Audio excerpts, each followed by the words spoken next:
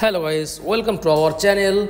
Today I am going to show you how to change Facebook password. Okay, so let's get started. Then first of all, click on Facebook app. Then scroll down, click on menu option. Okay, then tap on settings. After that, click on see more in account center. Okay, scroll down, click on password and security option.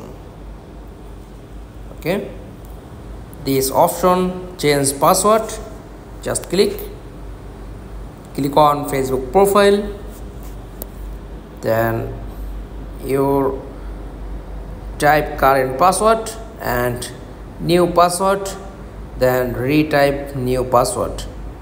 That's all. Thanks for watching. Please like, comments and subscribe. Thank you.